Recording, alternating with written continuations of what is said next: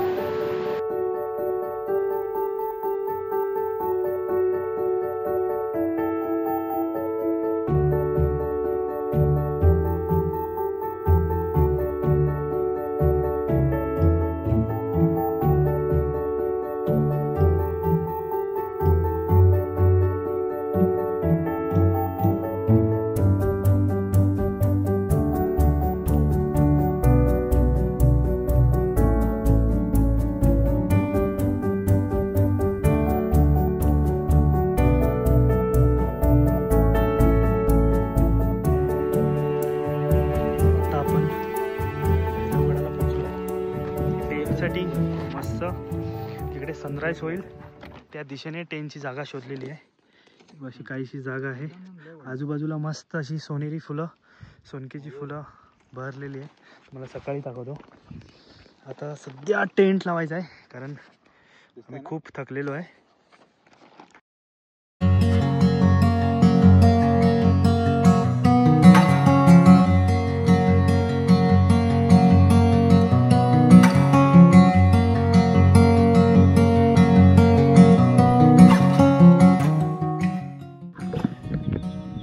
Good morning मित्रांनो, आता आपण आलो आहे एका नवीन अशा सह्याद्रीच्या एका सैरवर।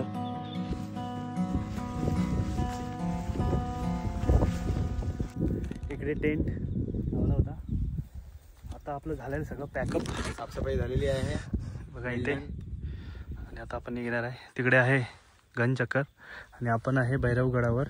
आता जायचं आपण मंदिरात, त्याच्यानंतर काही स्पॉट असतील ते एक्सप्लोर करू। चला रे।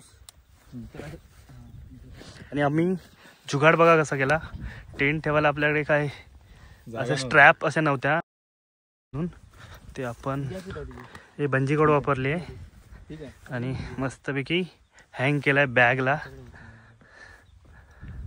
चला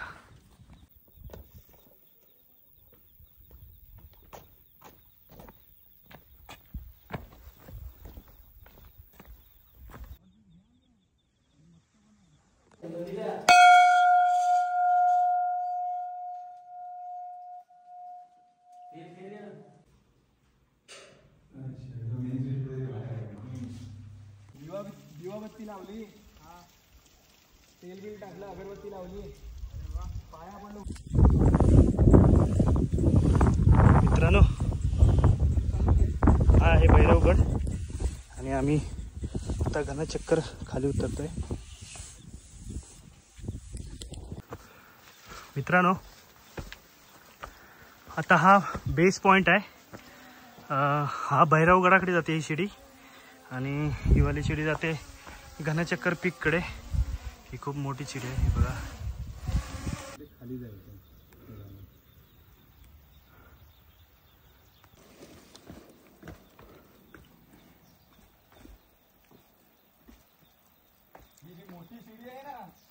भैरवगडावरची सर्वात उंच लोखंडी शिडी ही आहे, मला दाखवतो। हे बघा, खूप उंच आहे, म्हणजे आम्हाला येता येता बसावं लागलं अर्ध्यात, तिथून मग परत वरती यावं लागलं। मस्त नजारा झालेला आहे, इकडून असं वरती जायचं आहे।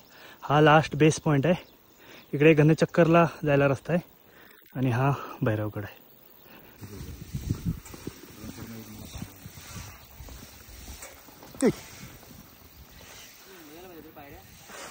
मोज हा चल.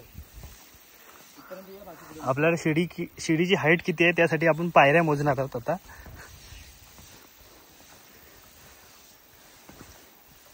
चल बाबू खूप खाली आहे. अशा प्रकारे आपला हा ट्रेक भैरवगडचा संपलेला आहे. कारण काल आम्ही इथे रात्री आलेलो. गाड्या इकडे समोर बघताय तुम्ही, इथे गाड्या पार्किंग केल्या होत्या आणि आम्हाला लेट झालं होतं. 7:30-8 वाजले होते आणि आता आम्ही रिटर्न 10-10:30 खाली आलेलो आहे. कारण वरती आम्ही कॅम्पिंग केलेली. मस्त एक्सपिरियन्स होता. तुम्हाला व्हिडिओ आवडली असेल लाईक करा, कमेंट करा, शेअर करा, सबस्क्राईब करा. चला बाय.